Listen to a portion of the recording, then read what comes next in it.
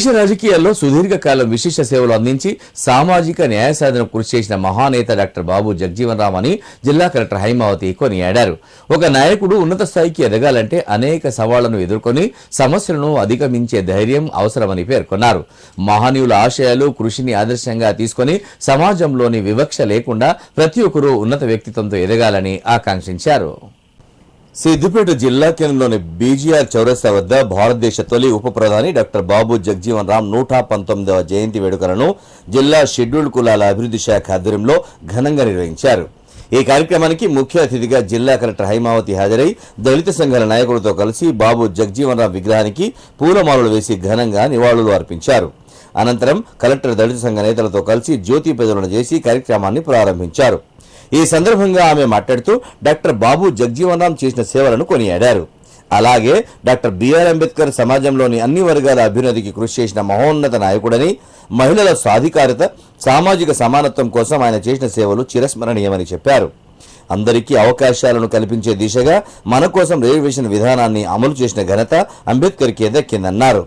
ప్రభుత్వ పాఠశాలలో విద్యార్థులకు నాణ్యమైన ఆహారం, మెరుగైన వసతులు అందించేందుకు జిల్లా యంత్రాంగం కట్టుబడి పనిచేస్తుందని తెలిపారు. అలాగే షెడ్యూల్డ్ కులాలకు అవసరమైన నిధుల కేటాయింపుకు సంబంధించిన పనులు వేగవంతం చేస్తున్నామని వెల్లడించారు. అనంతరం బీజీఆర్ సంక్షేమ సంఘం ఆధ్వర్యంలో నిర్వహించిన క్రికెట్ టోర్నమెంట్లో విజేతలకు కలెక్టర్ బహుమతులను ప్రదానం చేశారు.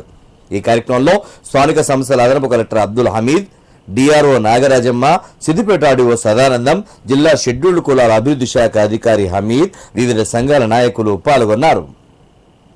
ఒక నాయకుడు సుదీర్ఘకాలం నాయకత్వంలో ఉన్నారు, దేశాల్లో వివిధ పదవుల్లో ఉన్నారు అంటే అది మామూలు విషయం కాదు. అది వాళ్ళ యొక్క మహోన్నత వ్యక్తిత్వానికి నిదర్శనం. ఎవరైనా సరే నాయకులు ఏదైనా ఒకసారి ఏదో ఒక టైంలో ఓడిపోవచ్చు, ఎంత గొప్ప నాయకులైనా సరే. కానీ బాబు జగజీవన్ రామ్ గారు ఒక్కసారిగా ఓడిపోకుండా 50 సంవత్సరాల పాటు సుదీర్ఘంగా రాజకీయాల్లో ఉండి అనేక కేంద్ర మంత్రి పదవులు చేపట్టి దేశానికి ఉప ప్రధానిగా కూడా వారు పదవిని అలంకరించారు. అలాంటి గొప్ప వ్యక్తి గురించి ఈనాటికి చెప్పుకుంటున్నాము, దేశం మొత్తం ఉత్సవాలు జరుపుకుంటున్నాయి అంటే కనుక వారి యొక్క ఉన్నతమైన వ్యక్తిత్వానికి ఇది ఒక తార్కాణం.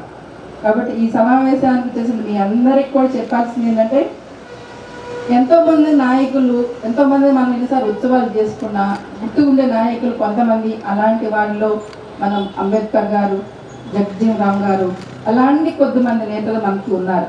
వీళ్ళందరూ ఒక ప్రత్యక్ష నిదర్శనం. మనం ఆ కాలంలో పుట్టకపోయినా కూడా ఆ కాలంలో జీవించి ఉన్నాము, వారి జీవితానంతరం కూడా కొంతమంది జన్మించి ఉండొచ్చు.